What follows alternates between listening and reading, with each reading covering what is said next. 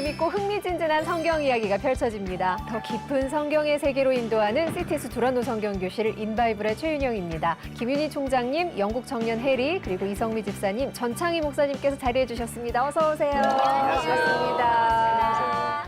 9월입니다. 여전히 덥지만 달력의 숫자가 또 8에서 9로 바뀌니까 느낌이 좀 달라진 것 같습니다. 날씨나 계절, 환경 같은 변화에 유난히 민감하신 분들 계시죠. 여러분들은 어떤 편이세요? 좀 여름에서 가을로 그 변화되는 거 좀 민감해요. 왜냐면 피부가 건조해져요. 맞아요. 환절기에. 저랑 너무 달라요. 집사님 정말요? 어떠신데요? 저는 그냥 너무 별거 아닌 거에 욱할 때가 있어요. 뭔가 제자리에 있어야 되는데 야, 손톱 깎게 쓰고 어디 가냐 이럴 때 너무 별거 아닌 변화에 대해서 되게 예민한 반응을 보이고요. 오히려 큰 거에 대해서는 되게 무덤덤한 것 같아요. 그러니까 제자리에 있어야 될 곳에 늘 그 자리에 있는 거에 대해서 그게 안정감을 주고요. 그렇지 못하면 제가 좀 못 견뎌 하더라고요. 오히려 큰 거 뭐 이사를 간다거나 뭐 이런 큰 대외적인 일들은 별로 그렇게 느낌이 없어요. 아주 작은 거예요. 굉장히 그러면 칼각 이렇게 탁탁 우리 맞춰가지고. 칼각이죠. 그 남편도 네모나잖아요. 거기다 딱 네모나게 거기다 딱 아이들도 딱 제자리에 예. 야. 침대도 각 딱 맞춰서 그 즐거움과 그 기쁨을 저는 되게 행복해하는 사람이에요. 네. 목사님은 또 어떤 변화에 민감하세요? 저는 이제 하나님한테 좀 덜 미안해지는 것 같아요. 왜냐면 여름에 네. 새벽 기도 간다고 하는데 날이 너무 밝아요. 아하. 너무 미안해. 새벽이 아닌데. 근데 이제 해가 좀 짧아지기 시작하면서 겨울에 하나님 가줘야지. 이제 새벽 기도 합니다.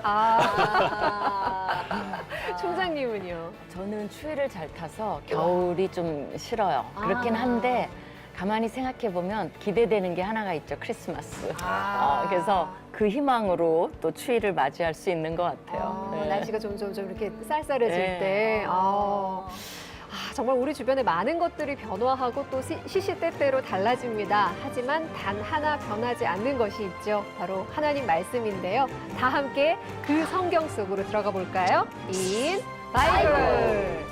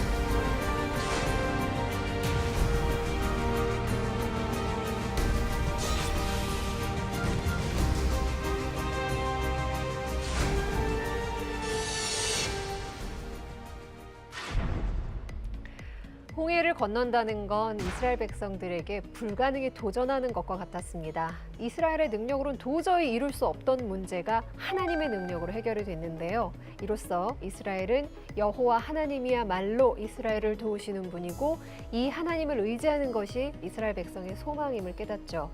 근데 홍해를 건너서 본격적인 광야길로 들어간 지 사흘 만에 또 다른 난관에 부딪힙니다. 목사님.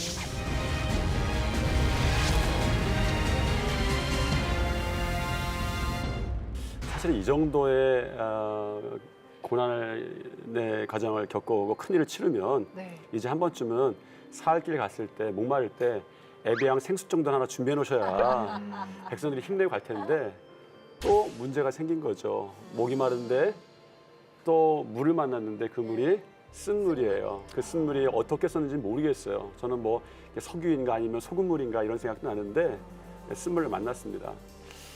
그때 이제 하나님께서 이제 그들에게 그런 상황을 인도하신 거에 대해서 백성들이 또 원망이 나오죠.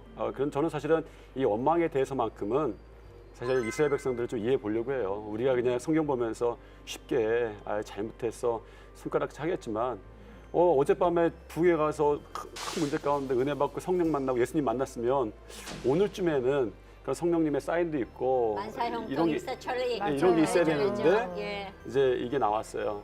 근데 그때 하나님께 산 나뭇가지를 지시하셔서 그걸 물에 던지니 그 물이 단물이 되죠. 그러면서 하시는 말씀이 이제 내 규례를 지킨다면 이집트에 있었던 질병을 너 위에 두지 않겠다. 나는 치료 하나님이다. 이렇게 말씀을 이제 하시는 것이죠. 그러면서 하나님께서 특별히 아마 저도 아버지의 심정이면 좀 미안한 마음이 있으셨을 것 같아요. 아예 내가 너희들한테 정말 뭐 환타 사이다는 아니더라도 생수 정도는 준비해주면 좋은데 아직 너희들에게 필요한 것이 있다. 이제 앞으로 광야 생활을 할 텐데 너희가 분명히 하나 알아야 될 레슨이 하나 있는데 그거는 치료하는 하나님이다. 이런 어떤 그 메시지가 있지 않았나 생각합니다. 근데 사실 저희가 이제 이스라엘 다녀왔는데 저는 광야가 되게 기억이 많이 남거든요. 거기를 가보니까 그냥 하나님밖에 바라볼 수 없는 뭐 그 어떤 것도 없더라고요. 너무 그냥 사막도 아니고 거기는 또 돌산이고 그리고 길이 뭐 사막이라 이렇게 된 게 아니라 막 굽이굽이 그런 거 보면서 여기다 갖다 놓으면 뭐 딴 거 요새 좋은 물건 나온 거 뭐 있어 이런 거 할 게 없잖아요. 오직 하나님만 바라봐야 되는 거잖아요. 그래서 하나님은 광야를 허락하시는 건가요?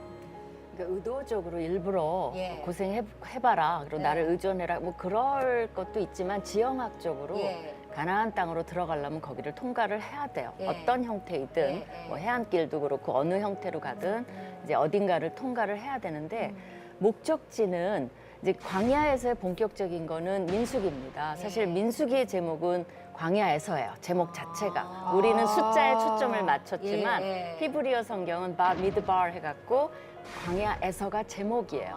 근데 이제 출애굽기 우리는 하고 있으니까 출애굽기 내에서의 목적은 시내산에 도착하는 거예요. 그래서 시내산에 도착해서 민수기 10장 11절에 출발하기까지 2년 2월 20일을 한 그 정도를 시내산에서 보냅니다. 그러면 그게 목적이에요. 지금은. 왜냐하면 하나님이 그 가시나무 떨기에서 나타나실 때 여기서 나를 예배하겠다라는 약속을 하십니다. 그래서 이제 약속 장소에 가는 길에 벌써 이제 불만이 나온 거죠. 그쵸. 그래도 이제 끌고 가는데 네. 그 목적은 뭐냐? 그럼 시내산에 왜 데리고 가느냐? 왜냐하면 이들은 노예였어요. 하나님을 만나긴 만났지만 다신 사회에서 살다가 이제는 뭐가 관계가 정식적으로 체결이 돼야 되냐면 나와 너의 관계예요. 나는 누구, 너는 누구. 나는 너의 하나님이 되고 너는 나의 백성이 되고 하는 언약이 맺어져야 돼요.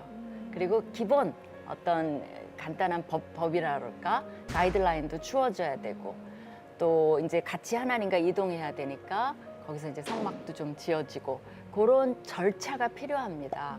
가나안 땅에 이 노예들을 데리고 그냥 무작정 2주, 3주 만에 들어가 버릴 수는 없죠. 그러면 오합지졸인데.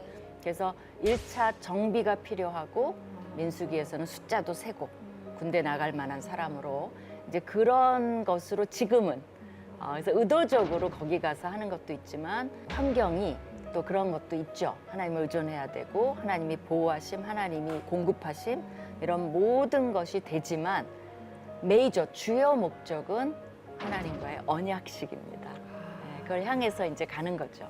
시내산까지. 가나안 땅으로 원래 이게 4일이면 갈 길이라고 하죠. 근데 결국에는 40년 동안 거기에 그 길로 가야 되는데 특히 40년 그 숫자인 이유가 있어요. 왜 40년이 걸렸나? 예. 그거는 이제 민수기에서 가데스 바네아라는 데서 그 유명한 12정탐꾼을 보내는 거예요. 네. 그 원래 안 보내려고 그랬는데 보내자고 하니까 하나님이 허락을 하셨어요. 그래서 12명의 각 지파에서 한 명씩 정탐꾼을 보내서 40일 동안 가나안 땅을 정탐하고 돌아오게 합니다. 근데 이제 그 유명한 사건이 나는 거죠. 10명은 가나안 땅을 악평했어요. 예. 우리가 저들을 점령 못할 거라 이길 수 그랬어요. 없다. 근데 2명만, 그게 누구죠? 갈렙과 여호수아는 올바른 믿음의 보고를 했어요. 괜찮다. 하나님이 허락하시면 우리가 지금 거기 가서 치자. 이렇게 이제 보고가 된 거예요. 근데 하나님이 보면 거기서 대노를 합니다. 사실은. 근데 백성들은 누구를 동조했냐면 10명한테 동조를 하고 막 곡성을 하고 난리가 그쵸. 났어요. 하나님이 어떻게까지 말씀하시냐면 언제까지 나를 믿지 않고 언제까지 나를 이렇게 모멸을 주겠느냐. 그러니까 이때까지 이 백성들은 너무나 많은 걸 봐온 거예요. 기적, 인도하심, 보호하심, 물 반석에서 내시고 뭐 쓴물을 뭐 달게 하고 뭐 다 봤어요. 근데도 가나안이 목적인데 못 들어가겠다고 하는 거예요. 하나님이 오케이. 그러면 그 부분을 읽어봐야 돼요. 니네 원하는 대로 다 해줄게. 이제는 못 들어가. 그냥 네가 못 들어간다고 했으니까 들어가지 마. 그리고 40일, 그 하루를 1년으로 친 거예요. 그래서 40년 동안 못 들어가. 근데 너희 자손들, 어린아이들, 걔네들이 40년 동안 클 거 아니에요. 그 자손들로 내가 다시 시작하마 그러는데 거기서 무슨 일이 있었냐면 사실 다 죽일라 그랬어. 모세한테 그만하자. 이 백성 다 없애고 내가 더 큰 민족을 이루어서 너랑 다시 시작할게. 근데 모세가 중보기도를 했어요. 그랬더니 참고 분노를 삭히고 40년을 못 들어가게 만든 거예요. 그러니까 하나님이 보복하시냐? 그렇죠. 말한 대로 이루어 주시는 거죠. 그래서 사실 2년 그 정비했을 때 들어갔으면 한 3달, 4달 사이에 들어갔을 수도 있어요. 근데 40년이 돼 버린 거죠. 아깝죠. 그런데 사실은 그럼 이게 40년 광야 생활이 벌 받은 거냐? 그러니까 이런 결과가 있죠. 근데 이제 사도바울 말처럼 하나님께서는 모든 것을 협력하여 선을 이루시는데 하나님의 계획이 다 그런 것 같아요.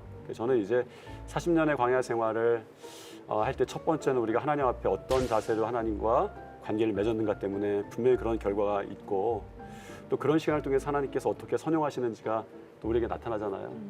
근데 이제 사람은 사실은 이렇게 그 속에 있는 거 툭 치면 나올 때가 있어요. 저는 특히 운전할 때 누가 탁 껴들면 제 속에 있는 게 툭 나올 때가 있어요. 툭 어떻게 나오는지는 생각해지고 할렐루야 하시겠죠. 나올 때가 있습니다. 근데 뭐든지 이제 가득 차면 새로운 걸 집어넣기가 참 어려운 것 같아요. 우리가 우리 신학에도 나오지만 그릇이 있을 때 금그릇과 은그릇과 뭐 나무 그릇이 있을 때 어디에 물을 담을 것인가 하면 어떻게 대답하시겠어요? 어느 그릇에 담으시겠어요? 배운 대로 할까요? 네, 깨끗한 그릇. 맞습니다. 그 대답 나올 줄 알았어요. 사실은 금그릇이냐 은그릇이냐가 아니라 깨끗한 그릇에 담잖아요. 근데 사실 광야 생활에 보면 이제 우리 불평도 보면 툭 하면 나오는 게 애굽내기. 왜냐하면 아직도 애굽이 들어있는 거예요. 그렇죠. 툭 하면. 네. 그래서 한 40년 정도 할 때 이런 때가 좀 예. 빠지는 디톡스의 시간이 예. 되겠다. 그래서 비워주면 하나님의 은혜를 좀 부어넣으시겠다. 이렇게 또 사용하셨다고 우리가 그렇게 고백하기도 하죠. 사실은.